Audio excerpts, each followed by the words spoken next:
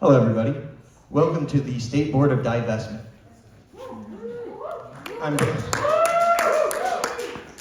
I'm Brian, and this is Emily. We're with the Anti-War Committee, and we're holding this event to give voice to the people of Minnesota on the management of their money, which has been denied to them. The State Board of Divestment, if you don't know, is an institution which manages over $100 billion of Minnesota tax dollars to make investments. The returns on those investments are used to fund the public worker pension system and some other government accounts. But because that money comes from and returns to the people, the SBI has to have quarterly public meetings where the people can testify about the management and the investment of their money. Now, we've recreated the setup at these meetings. Normally up here is where the board members would be. You would see the chair of the board, Governor Tim Walz, State Auditor Julie Blaha, Attorney General Keith Ellison, and Secretary of State Steve Simon. So why do we have to make a replica of these meetings, which are a right of the people and a mandate of the institution? We have to because the SBI has invested billions of dollars in apartheid and genocide of the Palestinian people. They've decided that they don't want to hear about it anymore.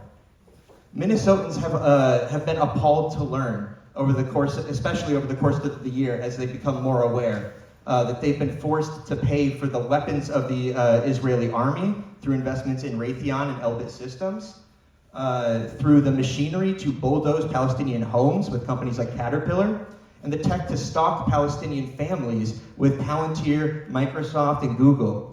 And we're even paying for the paychecks of the butchers themselves with Israeli bonds held by the State Board of Investment. These are just a few examples of what they hold that are perpetuating this violence on Palestine. And not only do they do that, but these are also developing the tools of oppression that loom large as we're facing like the beasts of Donald Trump and Elon Musk. These are developing the technology and the weapons that will be used here and around the world as their war machine and their oppression continues and only increases, as we know it will. Fuck that. And public pensioners, whose unions have fought to keep their pensions, have been shocked to learn that they've been handed blood money. These workers deserve these pensions and should be able to be proud of them, not ashamed, and it should not be going to their own oppression. Through the Divest MN campaign, the Divest Minnesota campaign, the taxpayers and public pensioners have come to understand what's on the other side of the ledger of these investments. Those are Palestinian families, a nation of unbreakable love and strength that's been made to suffer. Because of this understanding, the movement for divestment has grown, and these workers and taxpayers have come out in droves to stand up for justice, to tell the SBI, who is supposed to represent them, to invest ethically and divest from apartheid Israel. That's right. So what did the SBI do? Nothing. So before the December meeting, it was announced that they were going to have a hybrid option instead. They did not give a reason why for this. They said that anybody that wanted to submit a comment needed to do so ahead of time. A hybrid option, of course, means that we have a choice between showing up in person or viewing online. It does not indicate that the community will not have a chance to be seen nor heard. On the morning of the meeting of December, a crowd of us showed up, a crowd of community members who cared and wanted to speak out about how their money is being invested. This is the right of the people. Yes. The notice that the meeting was hybrid did not persuade the people not to come out. It did not effectively communicate to the people that they would not be seen, because a hybrid option is not what took place. Or did the SBI members not realize that? Like, surely someone on their staff has to know what hybrid means by the end of 2024, after an entire world and their own community was transformed by a pandemic. Surely they don't take us for fools. Of course, the SBI lied.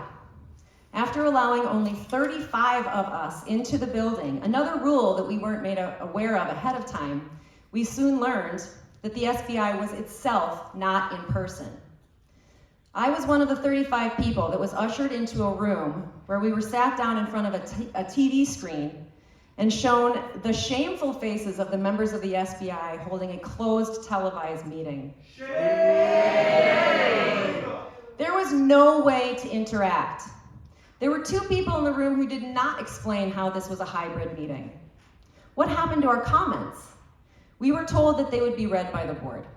What about the public? Doesn't the public get to hear each other's comments? What happened to caring about what the people they serve actually want? Do they really think that they can continue to hide? As the rage, even among the meek, is building with this current administration, and we're watching as the rights of the most marginalized are being stripped day after day. How long do they think they have before our struggles unite and our numbers increase? We'd already written our speeches for the meeting this Wednesday. And then they went ahead and postponed it again without explanation. Shame! Shame! We know why the SBI doesn't want to hold their meeting in front of us. We're proud of the reason. We're proud of what this says about the fight and the power of the people. Time and place are to be decided, but we know it has to take place. So the question now is, will they show a shred of compassion for the hardworking people of this community and listen to what we want done with our pensions and our tax dollars? We the people, we the workers in the community that they stand for, who create the money that they make decisions about, have a right to be heard. And today we're making it happen. It's because they can't shut us out. We demand to have a say about how our money is spent. Boycott, sanctions, and divest. Boycott, sanctions, and divest. We will not stop. We will not rest. We will not stop. We will not rest.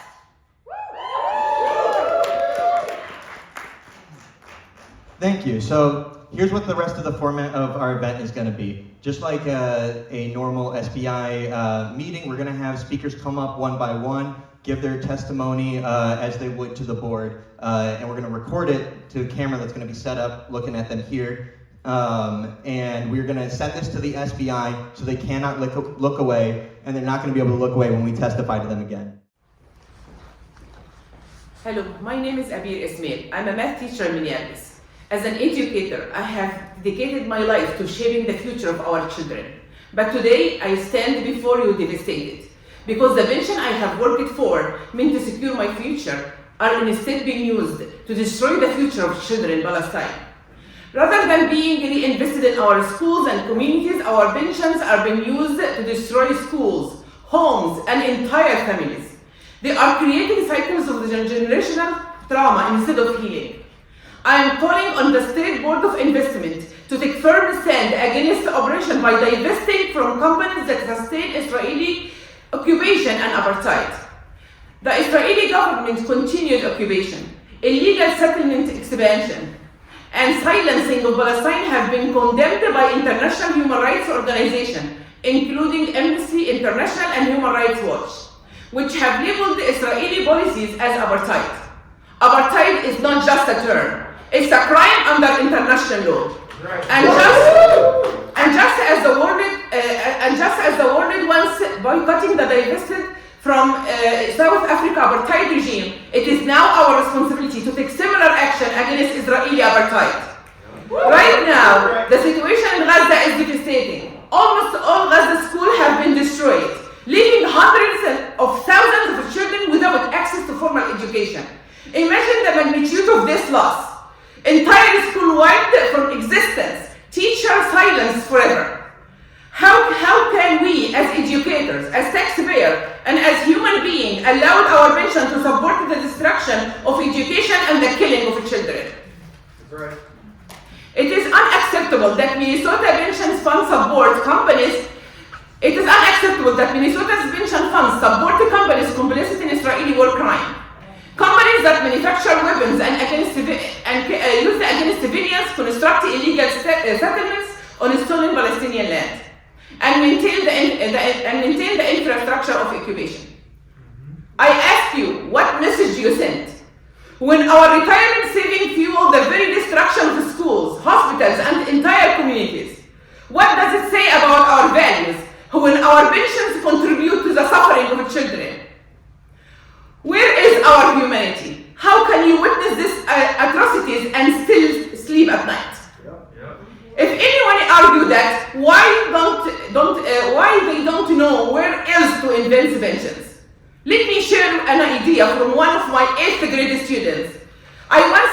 my class, what would you do if you had a $1 million? One student answered, left me speechless. He said, I would open industry and factories to help homeless people by giving them work and decreasing the number of homeless. This is the wisdom of a child. Instead of investing in destruction, we could be investing in life, building businesses, creating jobs, supporting community, and funding education. That's right. If an 8th grader can understand this, why can't the leader managing our pension do? To the State Board of Divestment, the murder of children and the destruction of schools should combine you to act. Stop investing our pension in genocide, divest from companies that profit from war crimes. The choice before you is clear. Stand for justice or complicit in oppression. Let us not fail the children of Gaza. Disclose, divest. We will not stop, we will not rest. Thank you.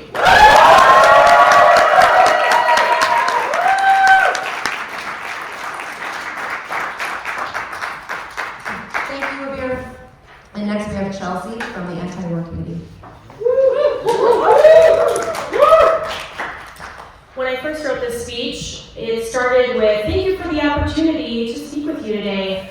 I don't think that really applies today, but I am hoping that you're hearing this. My name is Chelsea. I'm a lifelong Minnesotan. I'm here to address an issue of pressing moral and financial responsibility, one that calls for the leadership of this board. Our state's investment portfolio currently includes substantial holdings tied to Israel. These investments, whether directly or indirectly, contribute to the ongoing atrocities in Gaza, where countless Palestinian lives are being destroyed and what can only be described as a genocide. Today, I urge this board to take a stand for justice and divest from Israel, much like the world did during South Africa's apartheid regime. History teaches us that investments are not neutral. In the 1980s, global divestment campaigns played a pivotal role in dismantling South African apartheid. Governments, universities, and institutions recognize that their financial support perpetrated an unjust system. By pulling their money out, they sent a clear message: we will not fund oppression. The collective action not only challenged apartheid's economic foundation, but also demonstrated that institutions have the power to align their investments with their values. Today, we face a similar moment of reckoning. For decades, Palestinians have endured systemic oppression, displacement, and violence under Israeli policies that countless human rights organizations have condemned as apartheid. The situation in Gaza has reached an unimaginable scale of suffering, and as long as international funding continues to flow, so too will these atrocities. By maintaining investments tied to Israel, you, me, we all are complicit in sustaining the cycle of violence.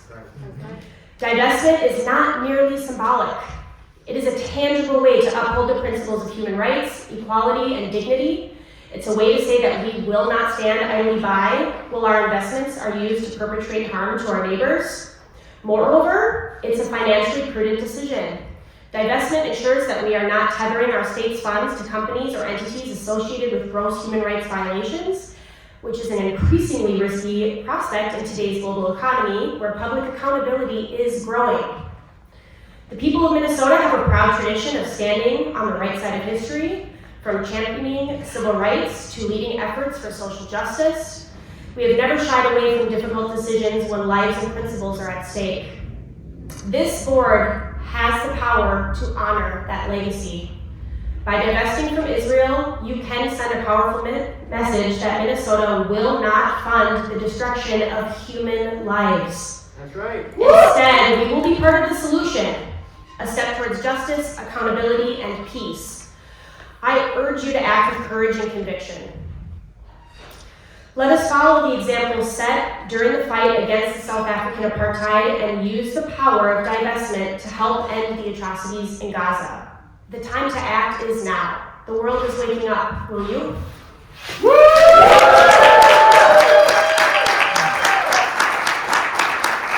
Thank you, Chelsea. Our next speaker is Bob from Minnesota BDS Community.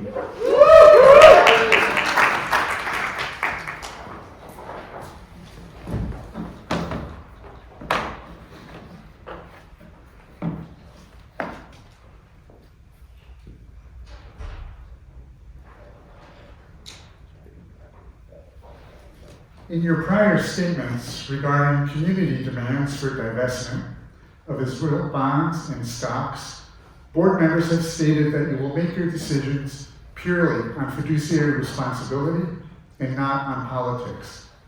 I contend that the State Board must recognize the rapidly increasing risk of these Israel bonds and stocks and divest from them, or you will be in violation of your own stated principle. The SBI holds $12.3 million of Israel bonds in your portfolio. Back on September 27th, Moody's Ratings downgraded Israel's long-term rating by 2 steps from A2 to Baa1. A2 is a prime 1 investment, Baa1 is a prime 2, and this is the second downgrade in the past year. And I have seen no change from Moody's since then. So here are some quotes from Moody's. The key driver for the downgrade is our view that geopolitical risk has intensified further to very high levels, with material negative consequences for Israel's creditworthiness in both the near and the long term. Moody's goes on, quote, longer term, we consider that Israel's economy will be more durably weakened by the military conflict than expected earlier. A delayed and slower economic recovery in combination with a more prolonged and broader military campaign will more persistently impact public finances, further pushing the prospect of stabilization of the public debt ratio. The significant escalation in geopolitical risk also points to diminished quality of Israel's institutions and governance. And worst of all, there is a risk of further downgrade. Quote, the risk of a broader escalation involving Iran remains, even though it continues to be low. Uncertainty over Israel's security and longer-term growth prospects are much higher than is typical at the Baa1 rating level, with longer-term risks to the highly mobile high-tech sector particularly relevant. So let me recap. Moody's said that Israel's military campaign has caused a decrease in Israel's creditworthiness, Israel's bonds to become increasingly risky investments, a higher level of debt ratio and financial destabilization, diminished quality of governance and institutions, and an increased long-term risk to the important high-tech sector. A negative outlook, meaning the credit rating of Israel bonds may plunge even further. The SBI also holds $11.6 million of foreign Israel stocks. Here's what Moody's has to say about bank stocks. The negative outlook on the long-term deposit ratings captures both the negative outlook of the government of Israel's rating, and therefore the potential for further weakening of the sovereign's capacity to provide support, together with the risk that the bank's standalone fundamentals may be more severely and sustainably affected because of the weak economic growth in the investment climate and a more adverse impact from the conflict on key sectors to which the banks are exposed and to individual borrowers. So Moody's continues, we expect the 5 banks' loan quality to see some deterioration from historically strong levels, depending on the macroeconomic impact of the conflict. We consider banks' relatively high, although varying exposure to the construction and real estate industries as being more at risk given potential further disruption in construction activity, which is slowed given an ongoing lack of workers, and real estate demand. So to recap what Moody's said, bank fundamentals are severely and sustainably impacted by weak economic growth and a risky investment climate. Bank loans are more at risk due to their exposure to key economic sectors that are more adversely impacted by the conflict, construction and real estate, as well as individual borrowers. The negative outlook for long-term deposit ratings reflects the negative outlook for Israel bonds, which in turn weakens the government's ability to prop up these bank stocks. These are stocks. There must be hundreds of stocks that have a higher Prime 1 rating, and by contrast, a positive outlook. Given this, on what possible grounds is the SBI holding on to these stocks? Clearly, based on Moody's expert analysis, these stocks are a relatively poor investment. If you, as board members, are true to your own words about fiduciary responsibility, if you are true to your own stated mission, if it is true that you do not make decisions based on politics, if you are honest with yourselves and with the people whose assets you manage and are bound to serve, then you, as state board members, must sell off these risky Israel bonds and bank stocks. Thank you. Yeah.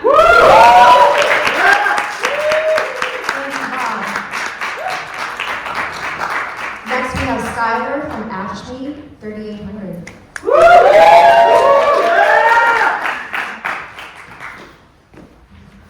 Hello, members of the State Board of Divestment. At least I hope you end up watching this. And all people demanding divestment here today, my name is Skylar, and I'm a clerical worker at the University of Minnesota. A member of AFSCME 3800. And I'm a pissed off Minnesotan that my pension dollars going to machines of war and genocide against Palestinians.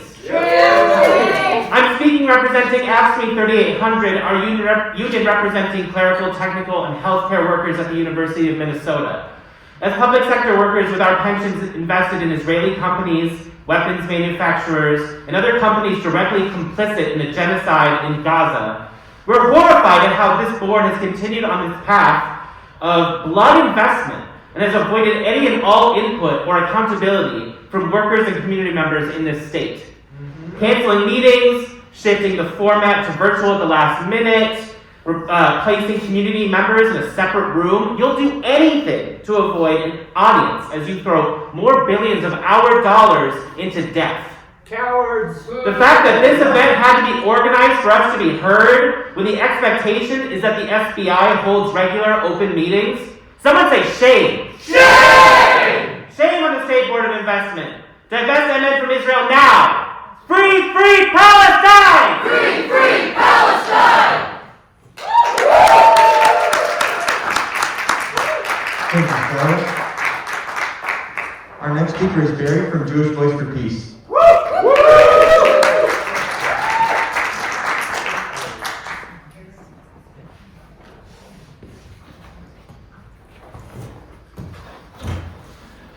Thank you for your time. I and many others have spoken in front of SBI several times now, making the case that Minnesota should divest its holdings in the country of Israel, divest from Israel bonds. They're simply a lousy investment. We could easily earn much higher returns elsewhere. So I asked SBI, why won't you sell these bonds? And SBI's response is a tight-lipped silence. Shame! Shame! SBI knows that Israel has violated the most elemental laws of human rights. SBI knows that Israel has violated the Geneva Conventions on the Conduct of War. SBI knows that Israel is systematically starving 2 million Gazans. Shame! Shame! This is not news to anyone. So I asked SBI, why won't you sell these bonds? And SBI's response is a tight-lipped silence. We've urged SBI to divest from Israel banks because they're the economic engines for illegal Israeli settlement developments on occupied Palestinian lands. Again, SBI's response has been a tight-lipped silence. So I asked SBI, why don't you sell these bonds? We've urged that Minnesota should divest from Israeli-based weapons manufacturers, weapons used to obliterate Gaza, murder 50,000 people, permanently maim 100,000 more, make 2 million Gazans homeless, demolish homes and mosques and schools, the electric grid, the water system, the sewer system, every hospital, every school, every library. Again, SBI's response has been a tight-lipped silence. So I asked SBI, why won't you sell these stocks? Again, SBI's response is tight-lipped silence. We quote as international law. We've even quoted the 10 Commandments. still more silence. Clearly, I'm missing something. What Israeli investment is so impossibly valuable that SBI treasures these holdings beyond all accounting? So I'm asking SBI to help me with my algebra homework. I know that A plus B equals C, like a scale, like the stuff on one side has the same value, the exact same value as the stuff on the other side. So I draw an equal sign. I put $150 million of Minnesota has invested in Israel on one side, and I put 50,000 dead Gazans on the other side. It doesn't quite balance. The money side still seems more valuable than the Gazans. So I add the maimed Gazans, but the scales don't change. One by one, I add 2 million displaced Gazans and all the schools and the hospitals and the mosques and the universities in Gaza on the other side. But the scales still don't change. How many more Gazans need to die to tip these scales before SDI divests from Israel? Maybe the scale is the wrong instrument. So I tried a calculator. I tried a slide rule. I tried trying to add the numbers up. I tried a microscope looking for the smallest detail. I tried a yardstick and a micrometer. I tried a thermometer and a blood pressure cuff. I tried a voltmeter. Clearly, I'm missing something. Clearly, you, board members, know something that we do not. So I ask you in all sincerity, please tell me, what Israeli investment is so impossibly valuable that SBI treasures these holdings beyond all accounting? Clearly, it must be something quite unique and precious, more valuable than our good name, more valuable than our credibility, more valuable than honesty. And I thank you for your time. Thank you, Barry. And next we have Naveen from Nate.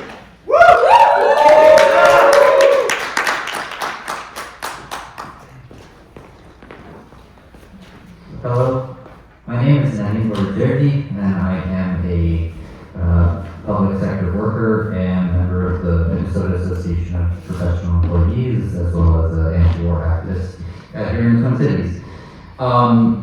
So basically, if we were to take a look at these investments and just without looking at obviously the sheer death and destruction and the death toll that we've seen that come out of the Gaza Strip over the last 15 months, and just look at it just as an investment, the truth of the matter is that these are profitable now, but is it really worth it in the long run to continue to invest in these companies, these bonds, et cetera? Basically, what the last 15, 16 months have shown us in the Middle East is that basically the situation is very volatile. And at any moment, it can reach the tipping point to where it turns into an energy war. And the thing is that, these countries and some of these countries that were involved in this geopolitical conflict over the genocide of Gaza over the last 16 months, such as Iran, Iraq, Yemen, they're in very geopolitical, strategic situations and areas of the world where a lot of oil is shipped around, such as the Bab el-Mandeb Strait or, the Strait of Hormuz. And all it would take is just one of these countries to say, we're going to shut off the strait, and just like that, based on a report that has come out of Iraq in the last 6-7 months, the world would easily lose 20 million barrels of crude oil per day. And what happens when the world loses 20 million barrels of crude oil per day? Obviously, a lot of companies go out of business. And that means a lot of companies that SBI is invested in. So basically, I guess we have to take a look at this and think, is it worth it now, or really to reap the benefits now and face the consequences later, or would it be much more worth it to avoid and move out away from the consequences and just about divest now, so we don't really have to deal with what's about to come? Because the truth of the matter is that we're the closest to a war with Iran that have ever been in my lifetime of 27 years living in this country. And the truth is do we really want to continue to go down that path? Because these investments are driving us down that path, and it can very easily be averted. So I'll leave you with that. Thank you, Nadine. I'm going to welcome up Wyatt with the Anti-War Committee.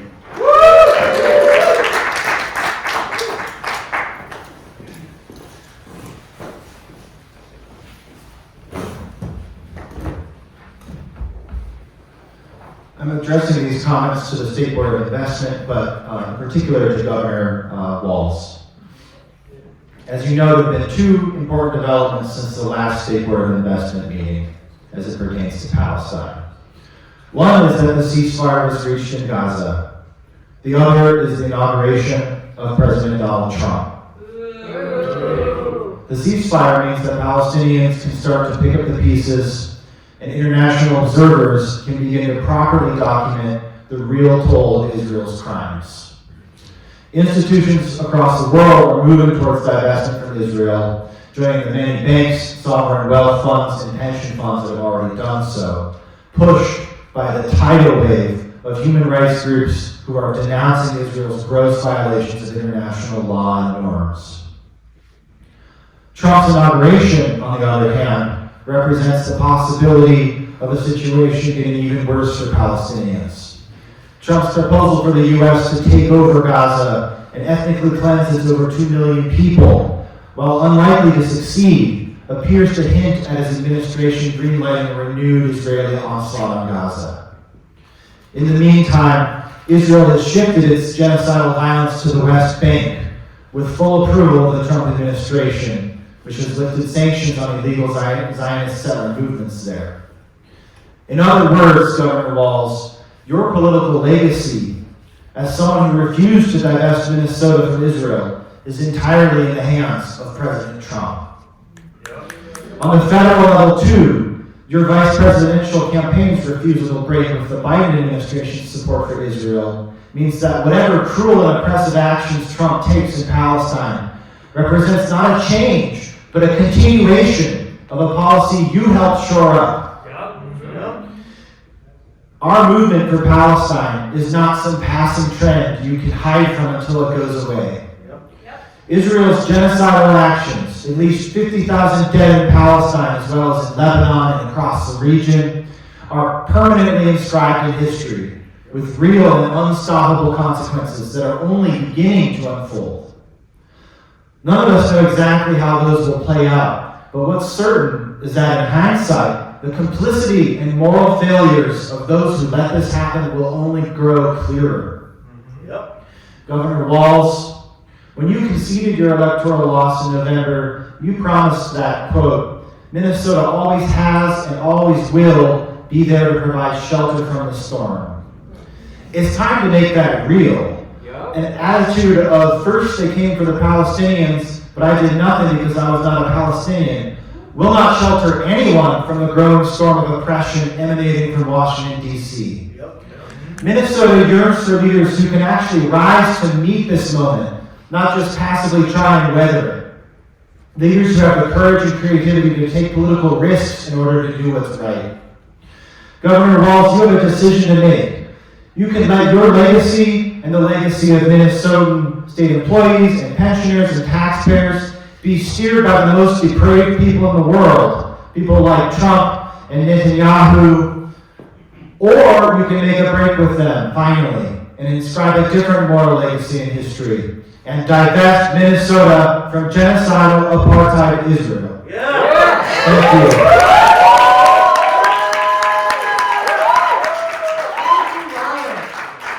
Our next speaker is Neil with NWU. That's Minnesota Workers United. My name is Neil Radford. I'm a member of Minnesota Workers United and a union member of MFT Local 59. I was not surprised when the upcoming SPI meeting was rescheduled. Having met personally with Keith Ellison and Julie Blaha and their staff to demand divestment alongside my fellow members of Minnesota Workers United, we have heard all the excuses and we have seen firsthand the tactics of evasion, isolation, and cowardice in attempting to silence and isolate our voices. These kinds of tricks, the shameful hiding away from the people whose pensions they are responsible for investing in an ethical manner, only end up serving our goals. The SBI's inaction is exposing the contradictions and systemic connections between our labor, our voices, and our elected officials' complicity in funding Israeli genocide and occupation.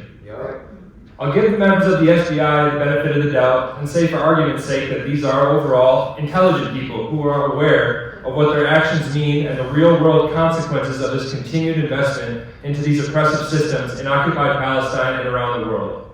If the members of the SBI and other politicians care about Palestine, about the lives of children, or even about their own legacies and how they will be remembered, they'd be here with us today. These are our pensions, our futures, which are being funneled into weapons of war, into 2,000-pound unguided bombs, into armored bulldozers and settler programs, into apartheid walls and checkpoints. You can never say you didn't know what was happening.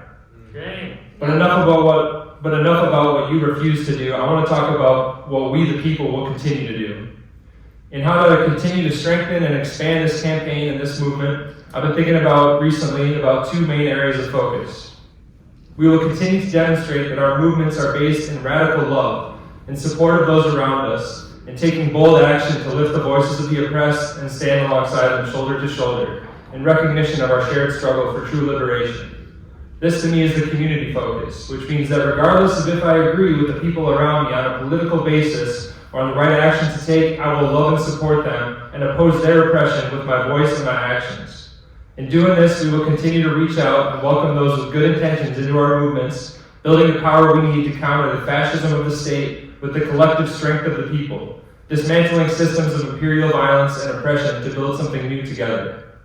The second area of focus I see is more along the lines of the individual, being able to understand and explain our why. Why do you, as yourself, do this work, do this organizing, do this activism? What keeps you coming back and keeps you going? Why do I continue to come to the State Board of Investment meetings when I see how they close their eyes and their hearts to the suffering they contribute to? This to me is a level of understanding of the self that is essential to make deeper personal connections with one another and bring more people into the work that we do. Why do I care about Palestine or the rights of immigrants? Why do I care about Black lives and believe in the necessity of community control over the police?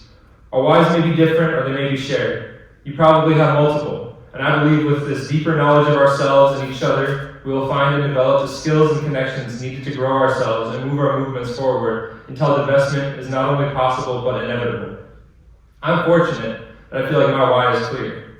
It's the experience of working every day with young children in a public school, of seeing the systemic injustice they are faced with daily, the hunger and poverty forced upon them in a society built on white supremacist hierarchy and oppression.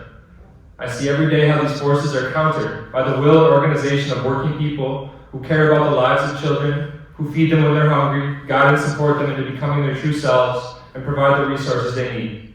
I look into the eyes of these kids and see all the hope and promise for a better future that is free of the pain and fear that they've known. This is the same look that we see on the faces of Palestinian children who continue to find hope, joy, love, and resilience within the catastrophe that U.S. weapons and Israeli occupation has made of their lives. I know that I will keep coming back to this work for them, demanding divestment, fighting for a free Palestine, and working to create a world where nothing is more precious or protected than the lives and well-being of children. Thank you. Thank you. The next speaker is Kalani from the Climate Justice Committee.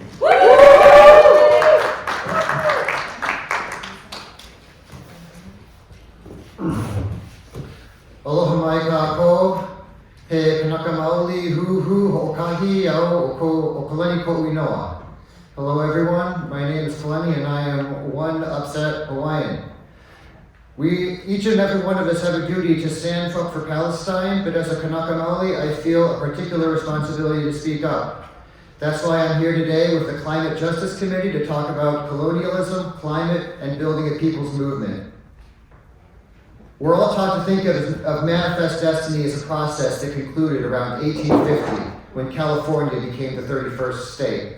That is a falsehood, as in reality, colonialism is a process without conclusion.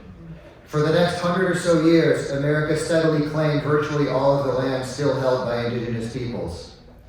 By the end of World War II, there was nothing useful left to steal, so Manifest Destiny jumped over an ocean and then over another one. Maybe you have seen the AI-generated video Trump recently tweeted of Gaza turned into a resort. What Trump threatens to bring to Gaza has already been brought to Waikiki. Today, Hawaii and Palestine are the unwilling hosts of American weapons of war, twin bastions of imperial power projection. The cost of Manifest Destiny in Palestine has been generations of war in the Middle East. The carbon footprint of military operations and the rebuilding required thereafter is absolutely astronomical, to say nothing of the human toll to be borne by generations to come. What is the military achieving then with all its carbon belching might? A colonialist system that grows a pear in Argentina, packages it in Thailand, and consumes it in the West. This system yields a maximum profit, but also maximum climate change, soil depletion, desertification, biodiversity collapse, and global pandemics, to say nothing of the abuse visited upon the vast majority of the world's population. In this time of multiple and compounding crises, we desperately need to be reacquainting ourselves with indigenous and ecological food technologies, localized and sustainable production cycles that respect people and ecology instead of profits. Instead, we are burning copious amounts of fossil fuels to prop up an ecologically devastating system of globalized commodity production. From the taro patch to the olive field, indigenous-led food sovereignty movements are currently struggling to maintain and rebuild our foodways, at times encountering militarized resistance from the United States or its proxies. Shame. Our billionaires and their politicians seem to think that the only appropriate response to these ecological crises is to build walls around their ever-shrinking green zones of accumulated comforts, while the rest of us sit in brownfields of accumulated hardships. The U.S. military, largest carbon emitter on the planet, exempts itself from all international climate agreements, as well as from the scrutiny of its own public. Therefore, it falls to regular people like those of us to stop it. Colonialism is a process without conclusion, therefore we must intentionally bring it to an end. We can only do this by building a people's ecological movement, and this can only be done by standing in solidarity with all liberation struggles. We are all in this boat together, and we must pull together to correct the course. For these reasons, I am here on behalf of the Climate Justice Committee, standing with all of the groups assembled here today, united in our demand that the State Board of Divestment divest from apartheid, divest from genocide, without delay. Mahalo nui me ke aloha pa'ole, ahui ho.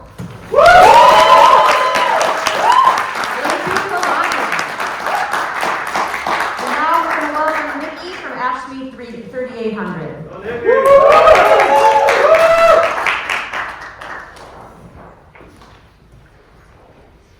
Good afternoon. My name is Nikki Wackel. I am a 10-year employee at the University of Minnesota, and I am the AFSCME U of M 3800 clerical chair. I'm here to talk about my pension. I was born and raised here in Minnesota by my mother and my immigrant father, a refugee from World War II, both of my grandparents being prisoners of war during that. Because of that upbringing, my father was a pacifist, and he taught me the value and raised me to not harm anyone. And I had hoped that we had all shared these values. So I am demanding that my hard-earned pension money that I have given to the state in good faith stop being invested in two things. One is weapons manufacturing. I thought we had all learned from the first Iron Man movie that weapons manufacturing is bad, but here we are. I demand that my money not be invested in the never-ending war machine. And I absolutely do not want to make money and retire on money that has come from the cost of so many lives in Palestine. Right. I am done funding wars put on by billionaires and power-hungry people. The second, I am demanding that we end the investment in the apartheid state of Israel, whose leader is a war criminal and is currently committing a genocide on the Palestinian people to this day. Please understand that even with all that is going on in the USA, our fight for freedom of Palestine will not stop. An injustice anywhere is an injustice everywhere. And I'm tasking you, as a reminder, as elected officials, that you work for me to find other ways to invest our money that is ethical. And the fact that I even have to say that is insane to me. This task needs to be done, and as you are all Democrats, and Democrats have been labeled as the good guys, then I need you to do the right thing. Now I can hear you deflecting, saying, well, we have to worry about problems here at home right now. We know this. Everyone behind me knows this. But this is one thing that you can do, that you can change, and you are refusing. So once again, be the change you want to see in the world. So I have appealed to your humanity, but that doesn't seem to work, so I will go ahead and appeal to your ego instead. I'm a lifelong Democrat, as my parents. I have met all of you at various DFL fundraisers, state conventions, caucuses, many events. Going forward, you will no longer get my donations. You will not get me to volunteer to door knock, and you will not get my vote. Your wealthy friends might have money to donate to your campaigns, but they only have one vote to give you, and behind me is many, many votes. Part of the DFL is the L, which is labor. And as a labor union representative, I am not being heard. So as DFL, take that L off if you're not going to even allow me to come speak on my own pension. So once again, we'll take away your coveted job titles if that seems to be all that you care about and vote you out. Just to sum up, as a state worker, as a proud Minnesotan, as a University of Minnesota employee, and a proud union organizer, I demand that my pensions and the pensions of all union workers in the state of Minnesota be divested from weapons manufacturers and the apartheid state of Israel effective immediately.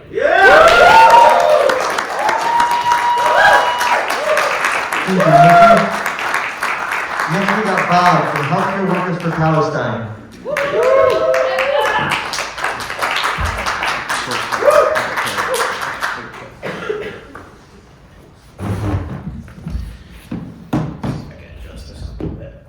Hello, my name is Bob Kutra. I am a registered nurse.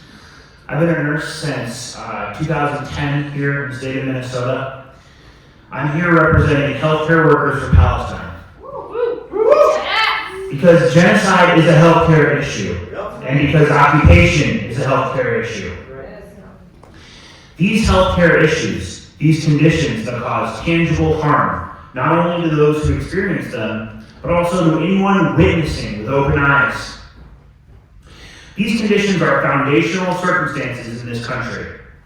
These healthcare issues of colonial violence and erasure are ongoing here on Turtle Island, and we are seeing a more acute, rapid, and bloody manifestation of genocide and violent occupation in Palestine, especially, but not only, these last 16 months. I'm here today because witnessing genocide and ongoing violent occupation in Palestine is bad for our health. And most relevant to this gathering, the forced complicity through the allocation of our tax dollars to a government that enacts genocide without impunity, a state that brazenly engages in illegal occupation, a colonial project that is inherently and actively violent and has been actively exterminating healthcare workers and children. This forced complicity is actively harming our health as Minnesota residents, myself included. I'm here as a father fighting for a just world, striving to show my child what it means to live by the ethics of my profession as a healthcare worker. In a lineage of healthcare workers. In fact, my great-grandfather graduated from the University of Minnesota Medical School and was the town doctor for a village in northern Nebraska. With this family connection in mind, and having learned about the practice of colonial medicine on stolen land, it is my legacy and responsibility to fight against colonial violence and genocide. As a healthcare worker who understands the role that medicine has and continues to play in the enablement of genocide, both here and in Palestine. That's also why I'm here today, to hold our so-called leaders to account. I'm here speaking out because, as a healthcare worker, it is our moral imperative to hold our leaders to account. The culture of the medical industrial complex here in the Twin Cities is tragically a culture of repression and erasure.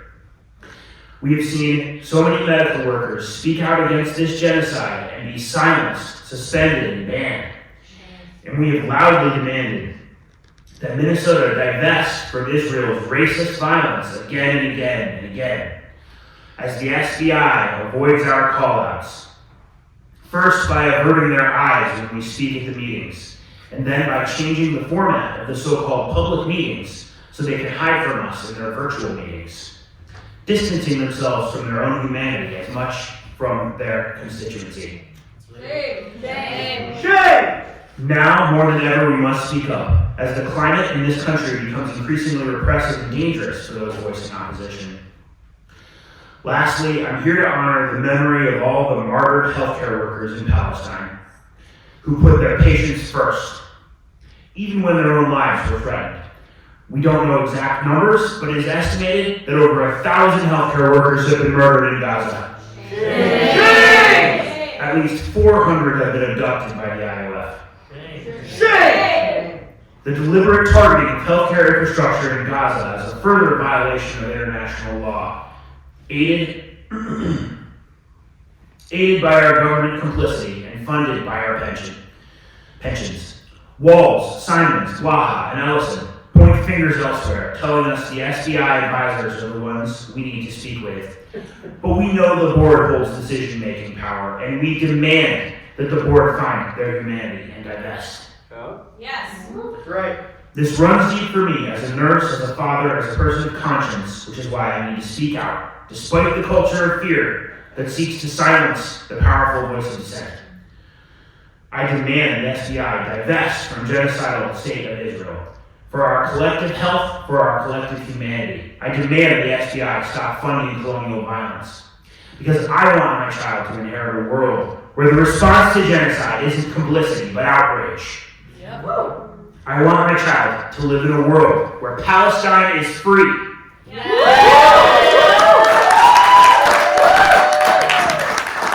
you, Bob. Our next speaker up is Sorka from Minnesota Workers Union.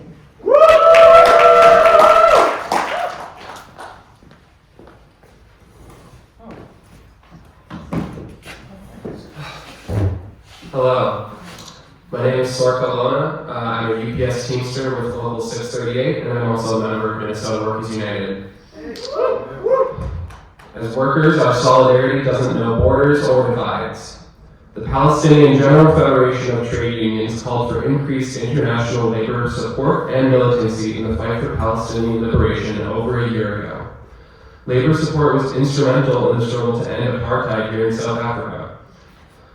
Here in Minnesota, rank and file workers have answered that call by attending demonstrations, passing solidarity resolutions in their unions, and many have even spoken to you directly at SBI meetings.